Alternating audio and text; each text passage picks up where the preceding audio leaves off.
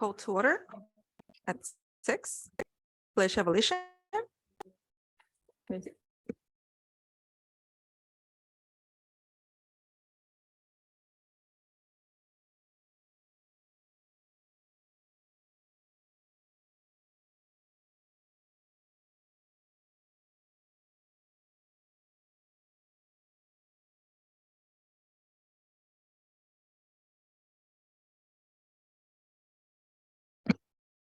The Board of Trustees welcome you to tonight's meeting and appreciate your interest in our school. Thank you for being here.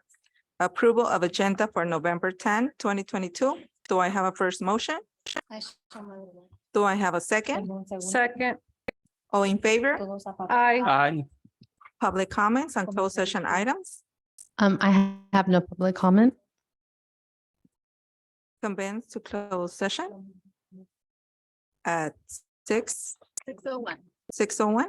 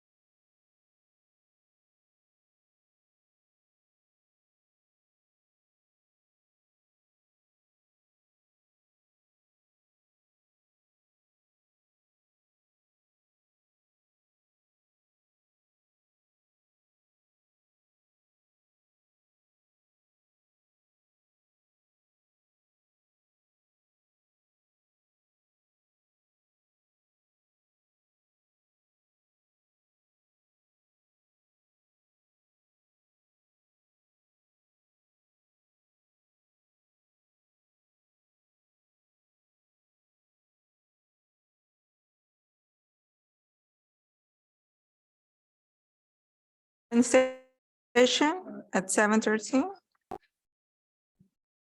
Closed session announcement. Do I have a motion to approve stipulation expulsion case number 2023-04?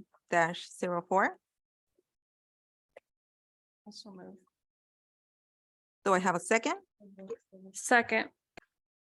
All in favor? Aye. Aye. Public comments? I have one public comment. Catherine Pariseau.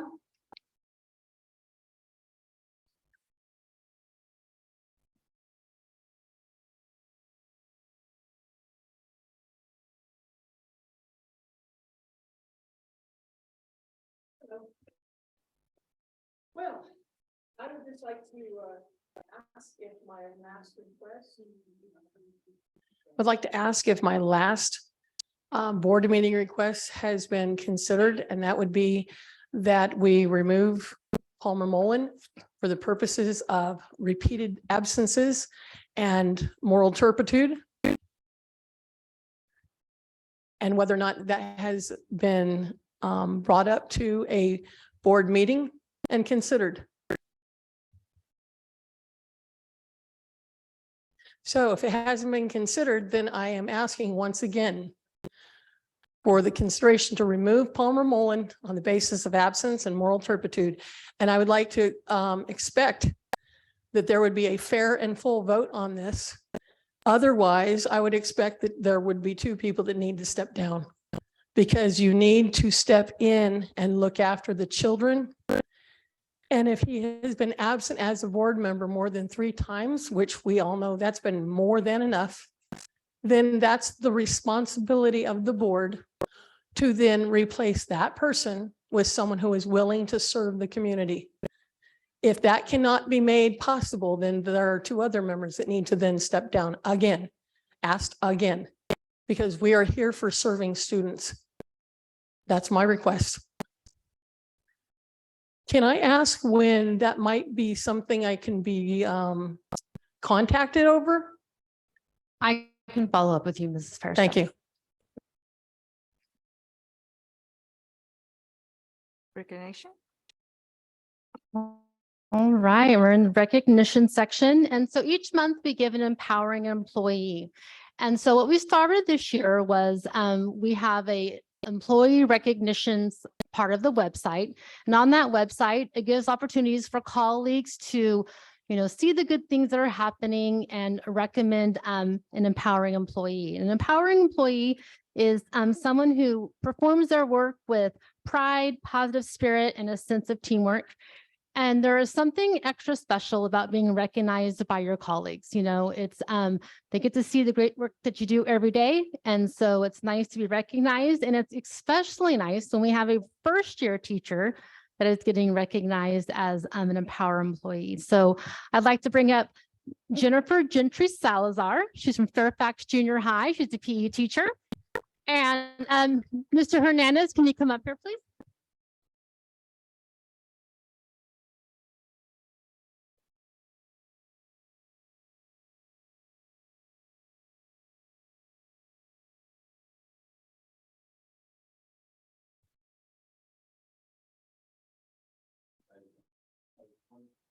Turn it on. Okay, thank you. It's wonderful to be here. And as Mrs. Brown alluded to, Ms. Salazar is new to our district, but skill set is amazing. I'm so honored that one of our fellow administrators nominated her for this award. We have an awesome PE team, and she is one of those reasons. Only being here a couple of months, she's jumped in and really stepped up. Leadership skills are amazing. That wonderful smile she brings every day, building great relationships and a wonderful rapport with our students already. And she's already one of the favorites at the campus after being there just a month or so. And now the 2 months. She does have a voice thing tonight, at least she's telling me. So I'm going to probably let her off the hook. But again, Jennifer Salazar, Empowering Employee of the Month, very well deserved. I know her daughter's here. She's very proud. Filming right there. So again, thank you, Ms. Salazar, and thank you guys for recognizing her.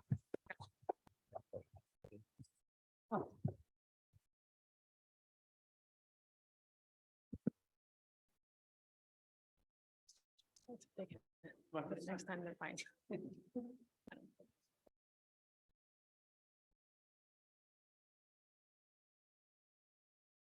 All right, next we have our monthly attendance board, and it was a close race this month with Fairfax Junior High at 94.25% attendance, Shirley Lane at 94.24% attendance, and Zephyr Lane takes the win with 94.69%. So congratulations. I think it's the second one through? Second one through?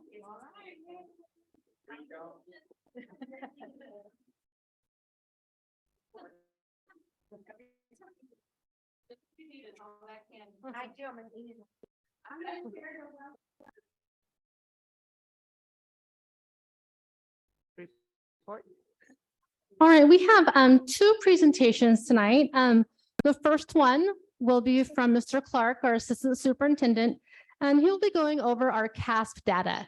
It has been a couple years since we've got to share scores and what those look like. And so I'll let Mr. Clark present our 2022 CASP data.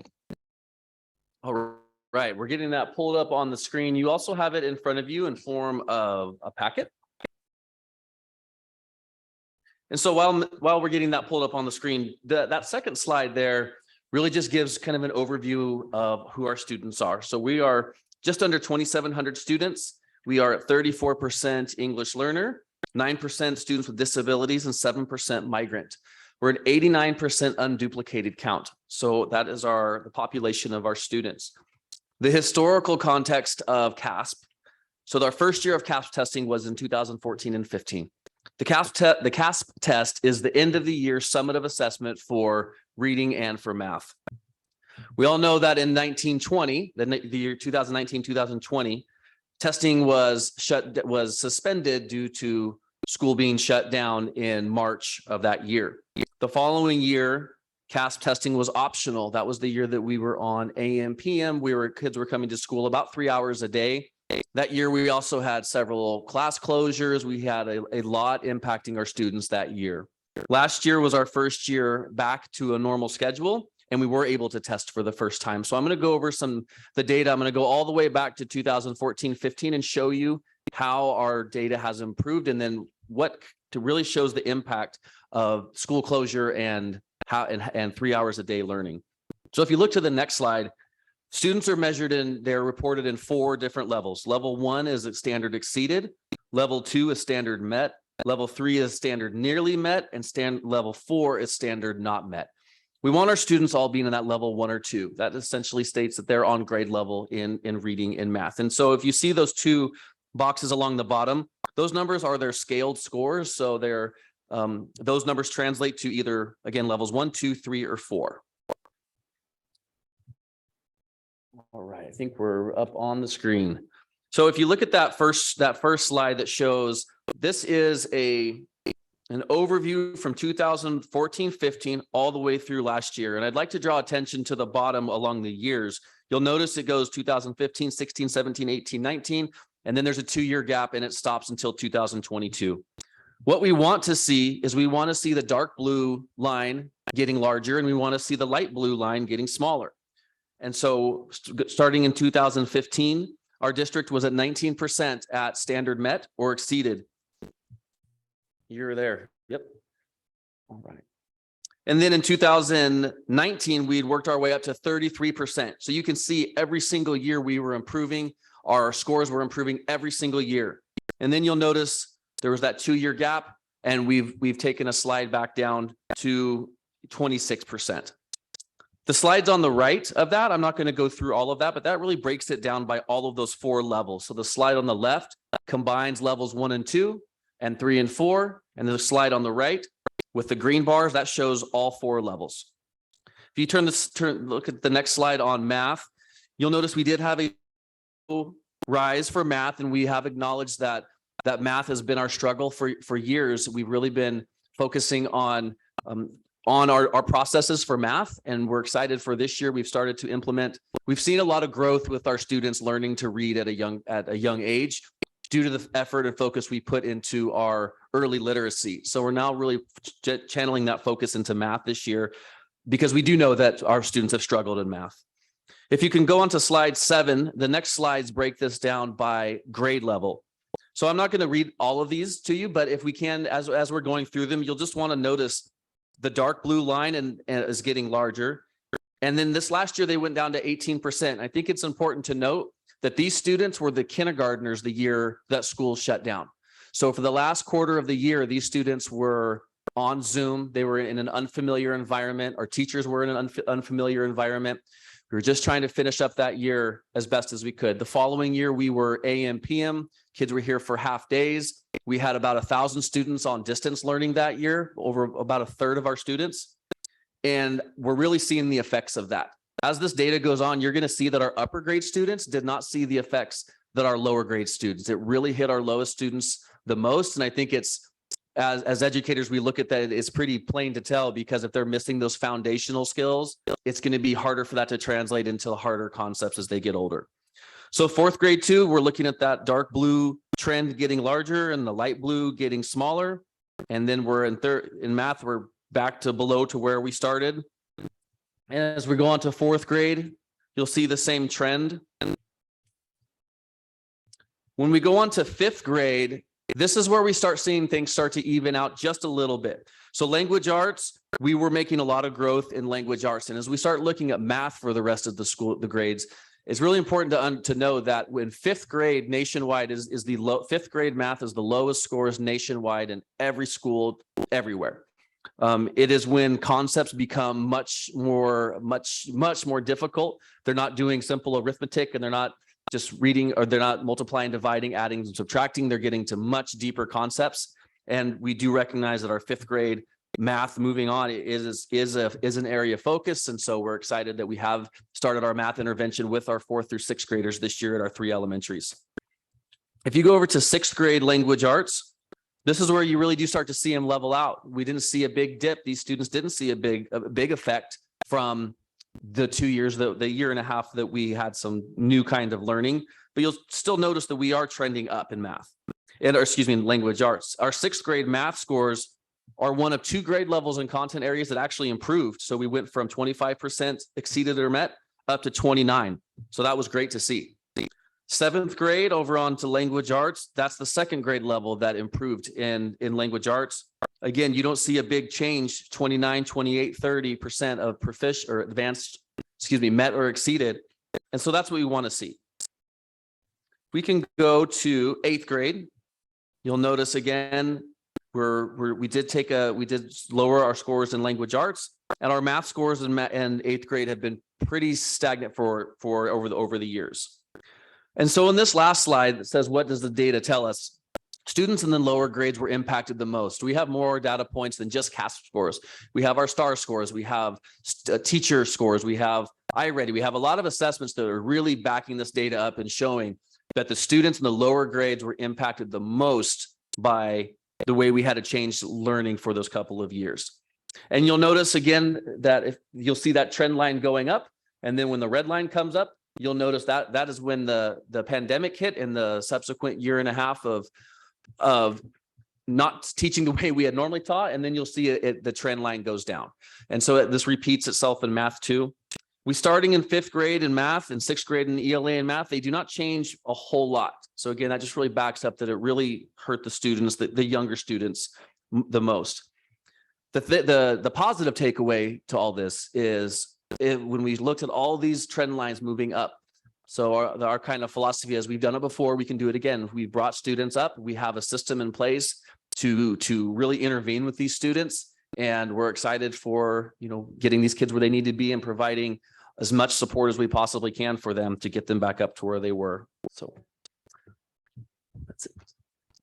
Are there any questions? Thank you, Mr. Clark. And it's so nice when you walk the classrooms, you can really see how hard the teachers are working to catch up on that learning loss. And we've been talking a lot about the stress that we're seeing it on our educators. And I think it's because, they work so hard to make sure every student, gets what they need. And so I thank them for that. And I'm looking forward to our scores. I think we're going to have a stellar year. So I can't wait for testing this year. Next, I have Mr. Mack, and he's going to go over our citizens oversight update.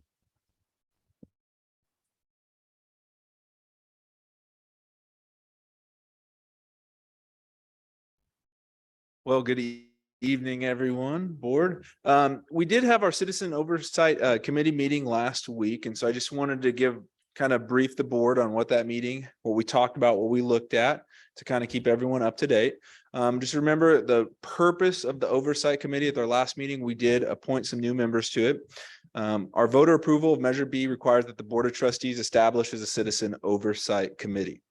The purpose of that committee is to inform the public about the expenditures of any and all of our bond proceeds. You can go to the next slide, Jen. We look at our Prop 39 audits, which we do annually. We'll have those coming up in the springtime. They have the ability to make physical inspections of the school buildings, review our deferred maintenance plans, and prepare annual reports to the board and public. We look at make sure that all the bond funds that are used are permissible, therefore that they're what the ballot measure approved. They're for school facilities, for procurement of furniture, equipment, property. They can also be used for the fees to issue bonds and the preparations and the managing of those bonds. And again, costs incidentally, but directly related to any of the bond funded projects can be used for it as well. They are not to be used for anything that is not declared on the bond measures. And again, they cannot be used for employee compensation or for vehicle purchases, as these are all paid for by the local taxpayers. We have a 2010 bond, which voters authorized $24 million. This is back in 2010, our Series 2011 bond. We've only issued about $33.7 million of that. But our tax rules right now don't currently allow any more authorization of that time. We're probably looking about 10 more years before we can issue anything from there. Our next bond was the election from 2016 or the Series 2017 bond. They authorized an additional $19 million. We've only issued $2.5 million of that so far. And we do have the ability to issue the rest of that. We can. Right now in our account, we have just over 1.7 million. So that originally $2.5 million that were issued, we've used some of it, but we have 1.7 of bond money that has been issued already. The last prior year, we had some earned interest on it. You can see the quarterly interest of a total of about $17,000. So it built money in the account. So the only revenue in 21-22 was from interest income. There's been no GO bond issuances since 2017. And you could imagine most of that was caused by COVID. We kind of put a pause on a lot of things. I wouldn't say that it's a great thing that we're building revenue or interest. That bond money was issued to spend for facilities for the school. We need to make a priority to use that. There was no expenditures in the 21-22 we saw with the bond. But we are looking for possible expenditures there. So originally thought process was the Site 5 land purchase with the original purchase price of 1.25. We went over that. We'll talk about that price changing here in a minute. So that would issue that. But then also the possibility of a future site modernization with that money. We could use with that bond money. A possible modernization, coupling in it with some special categorical funds and some state modernization funds that we'll be talking about a little bit later today. We can put that together. So for possible expenditures coming up, a little over 7.75, that would take to do that, we would be looking at a June issuance of possible bonds. June is typically the best time of year to issue bonds. We haven't issued any yet, and any bond issuance would come to the board for issuance in the springtime to sell in June. However, we'll be having another meeting with our oversight committee in January to look at those things, but all possible expenditures. Remember, all expenditures will be brought behind the board, but we'll go to the next slide. I just wanted to kind of share what was shared with the with the oversight committee. Again, we have a total authorization of $43 million worth of bonds. The district has only issued, since those bond issues, to 6.295. We talked about the 2011 bonds. We did refinance those because they were at a very high interest rate. And that's why our tax rules with that refinance, we cannot expend them for a while. But with that other 2017 bond, we have plenty of bonding money that we can go out and get. Again, there's been no audit findings in the past related to any of our bond funds when we've had our outside auditors look at them. And we're still committed to being fiscally prudent to all our taxpayers out there. And so I think that should be a priority to use the bond money that we have in the fund account right now that's currently making interest. We told our taxpayers we're going to spend it. They're paying for that money sitting in the account. So we need to make it a priority to spend that money. Any questions?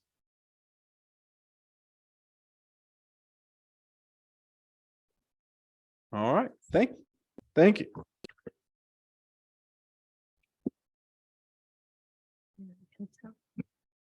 Board report. All right. And so, You have a board report or something? Report? Nothing to report. Okay. Presentation, superintendent. we've already done this. And so just real quick on superintendent report. So I just kind of want to talk about some of our after school programs and our sports participation. So Mrs. Mercedes Castro is our athletic director, and she gave me kind of some highlights from our fall sports teams. And so I wanted to share those. And so there were 130 students in the district that came out to play for football, and 95 students that came out and played for volleyball. We have and then 56 that were in part of our cheer program, which is a total of 281 students that participated in our sport programs after school. Some of the junior high highlights, the 7th grade volleyball team had a phenomenal season with Coach Cora. They had 8 wins and 1 loss for the season, and they took 3rd place at the league tournament. Our 8th grade volleyball team worked hard this season and did well with Coach Pam's leadership. Their season record came in at a great 5 wins and 4 losses, and they brought home the consolation prize at the league tournament.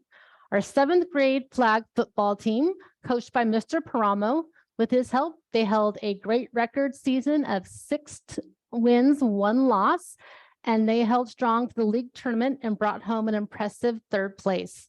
Equally impressive was Coach Marbaugh's 8th grade flag football team. They completed the season undefeated with a 6-0 record. They worked hard and put in a maximum effort to bring home a hard-earned 2nd place at the Sunset League tournament. So congratulations to junior high. You guys had an amazing season.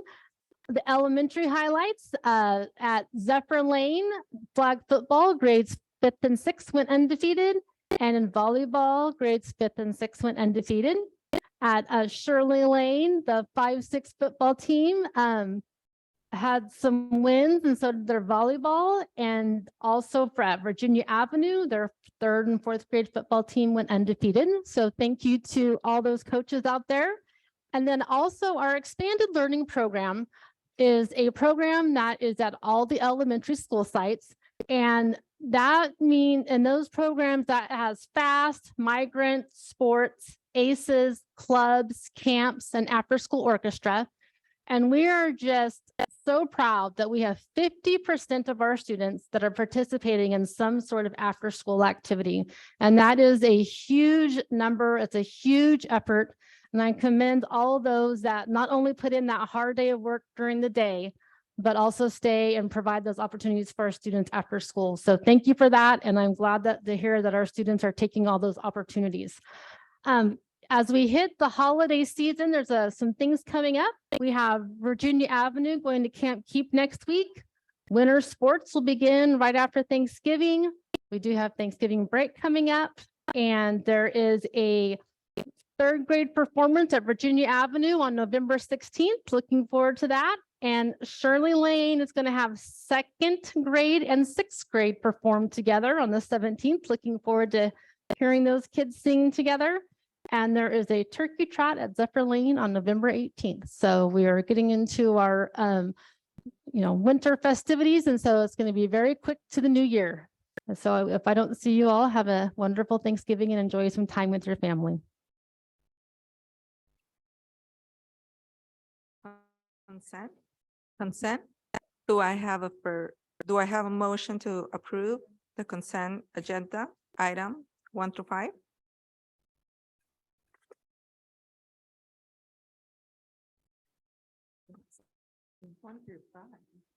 Yeah. Mhm. Can you repeat that? I'm sorry, I'm lost here. Consent. Consent. Yeah. Items 1 through 5. The business is items 1 through 3 and Oh. education services are 1 and 2 for a total of 5 items in consent. Do I have a first motion? Make a first motion for that.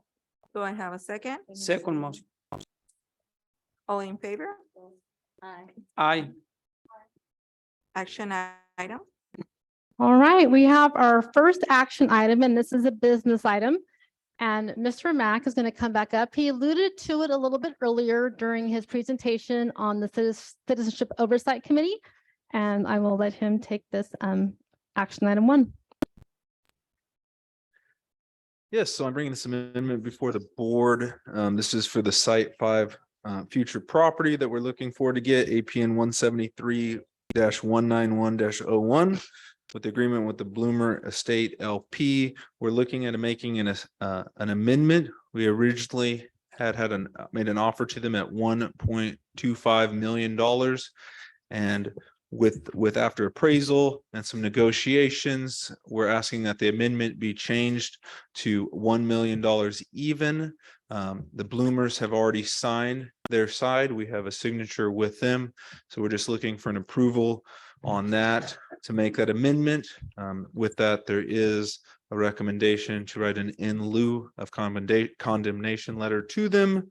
That would be beneficial for both parties. With that, I recommend that we approve the amendment 1 for the future Site 5. If there's no questions or comment, do I have a first motion for item 1? I so move. Do I have a second? I second. All in favor? Aye. Aye. Action item 2.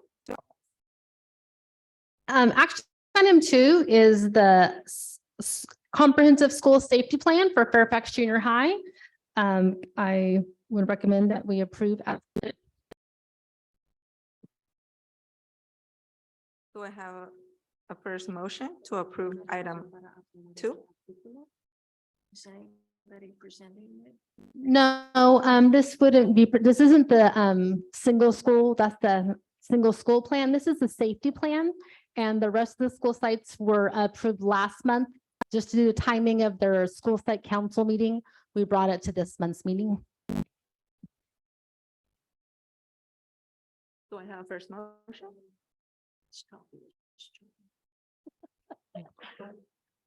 It's your turn, Mr. Toppy. Fair motion. Do I have a second? I'll second. All in favor? Aye. Aye. Action item 3. All right, Mr. Mack, go ahead and take action item 3. Yeah, so action item 3 is for an approval of architectural services with Radiant Design Group for our ELOP, or also known as our expanded learning projects. The state has made a dedication ongoing funding for expanded learning. Ms. Davis has been doing a wonderful job overseeing it. But one thing that we know at Fairfax is we are tight on space. We're looking at building a school, as we just passed an amendment for. This is a categorical fund. We have money in the budget for this through expanded learning. However, with it being a special restricted fund account, it does require by law that we go out and ask for requests for qualifications for architectural services. We have to post that through the Bakersfield, California, kind of the construction blogs, and go out there. They submit their applications and their credentials, and there's a scoring procedure for them, and it's open to anyone and everyone. And because this is a restricted fund, we're required to do so, and it's a good thing to do, to go out there and see what new architects and new people are. Radiant Design came out on top. We did do a manual scoring on paper. We brought 3 architectural firms in for interviews, and Radiant came out on top. All firms were great firms, very capable, and we've worked with the other firms in the past, and we've worked with Radiant Design in the past as well. They were the ones that did our wonderful window upgrade here at Fairfax Junior High. If you look at the RFQ, you'll see in there that there was a couple different thoughts that we're looking at it.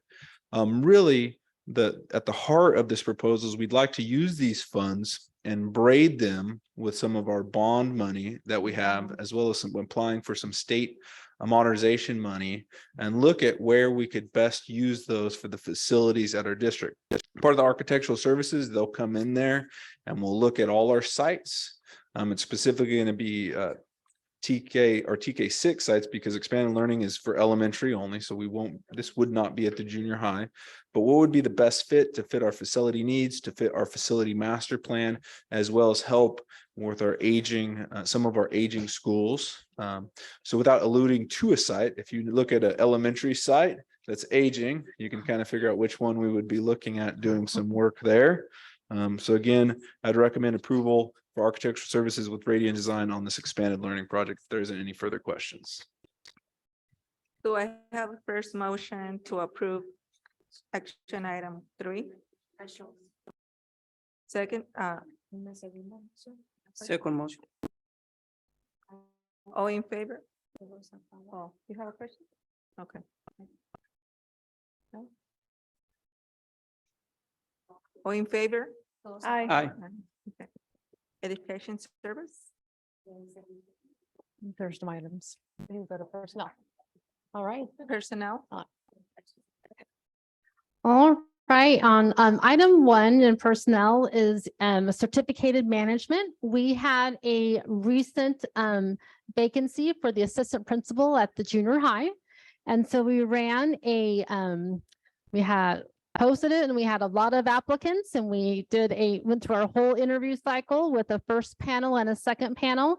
And we are very proud that one of our internal candidates was the successful candidate. And so I recommend Shannon Jackson for assistant principal for Fairfax Junior High. Do I have a motion to approve action item 1? Third motion. Darn, I wanted to do it. So did I. Do I have a, Second. all in favor? Aye. Aye. With that motion, since we have placed Mrs. Jackson, before we give her a round of applause, we will also, with that, create a vacancy over there at Zephyr Lane for the coordinator of student support. And so with the item that just passed, Christian Johnson, who is here from the junior high PE teacher, will be going over as interim for the rest of the year until we post that position later this school year for next year. So Mrs. Jackson, congratulations. I think she should stand and then we can clap for her again. There we go.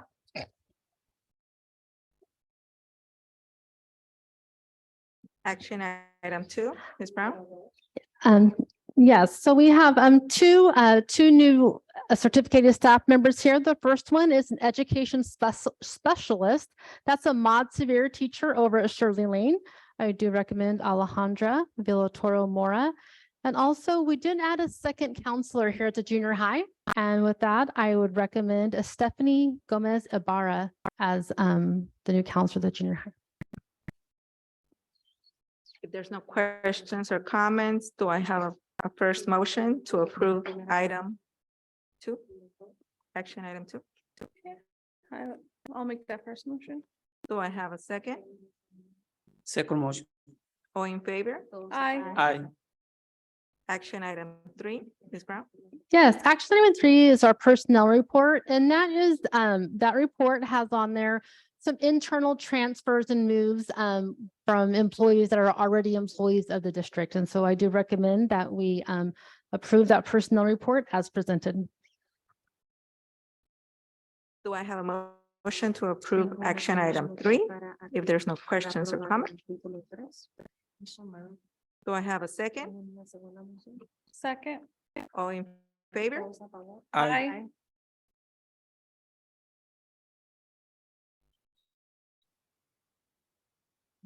Action item 4, Ms. Brown. Yes, we have two new classified employees joining us, and that we have our migrant liaison who will be taking over that position as Prisciliano Martinez Ariza, and also Anthony Vasquez for ACES. I recommend them as listed. If there's no questions or comments, do I have a first motion to approve action item 4? First motion. Do I have a second? Second. All in favor? Aye. Aye. Action item 5. Mr. Yeah, Mr. so Mack? the next three agenda items, Mr. Mack is going to discuss. These will have to do with our ratifications and so forth. So item 5 is the tentative agreement between CSEA Chapter 62 and the Fairfax School District.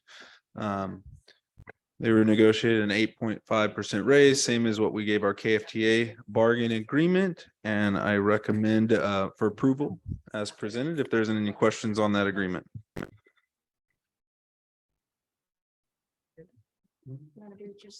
One at a time. I have to. Do I have a first motion to approve action item 5? Do I have a second? Second. All in favor? Aye. Action item 6. Yeah, action item 6 is for all our non-represented employees. I recommend that you approve these salary schedules. They reflect a similar 8.5% raise as our other two bargaining units have just had. I recommend those as approved. These are all our classified confidential, classified management, administrative and pupil services. Do note one change that we did this year is they used to be on one salary schedule. We've now moved them to 4, but no major changes with that. If there's no questions or comments, do I have a first motion to approve action item 6? Do I have a second? Second. All in favor? Aye. Action item 7, Mr. Mack. Yeah, so this next item for consideration is proposed amendment to Superintendent Brown's employment contract. The proposed amendment calls for an 8.5% increase to the base annual salary to $189,875 effective July 1st, 2022. The percentage increase is commensurate with the percentage increase granted to certificated employees as of that date.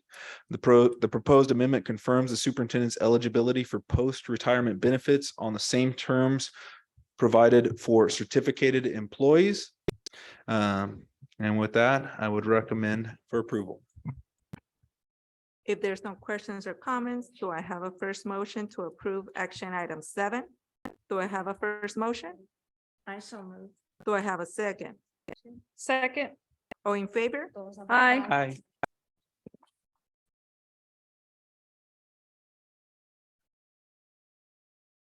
Board policy. Superintendent Brown. Yes, this first item, this is our second reading. These were all updates. We have really been working these last few months to ensure that we're having all of our policies updated to the most recent. And so this is the second reading, and with no questions, I would do recommend these updates for, yes. Uh-huh.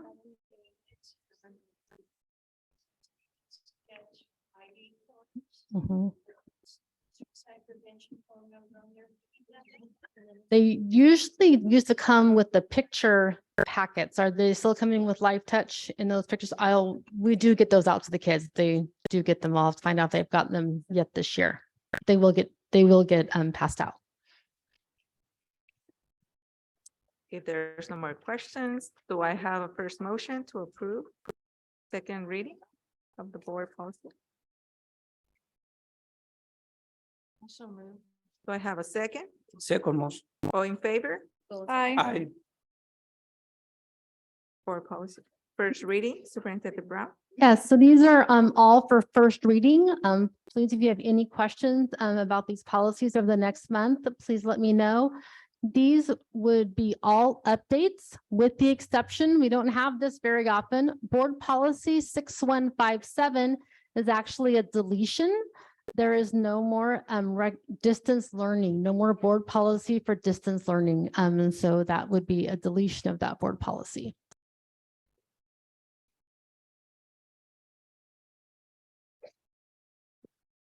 Discussion reading, trustee address verification. Yes. Superintendent Brown. So just kind of want to have a brief discussion about trustee address verification. I've had, it's been a hot topic at our board meetings, over the last several months. And I had some questions from the community regarding also about trustee address verification and what does that look like and what happens, kind of throughout the year. So I just wanted to kind of recap the community concerns and kind of how we got here. And so just briefly, back in May 27th of 2021, there was the grand jury report. And recommendation 6 of that report was that the board should verify that the board members are current residents within the district boundaries before the next meeting.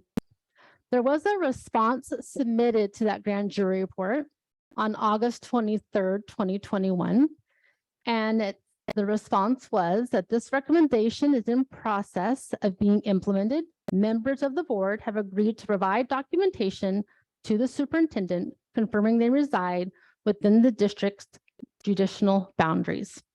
And then later on in March 31st of 2022, we did receive a FCMAT extraordinary audit.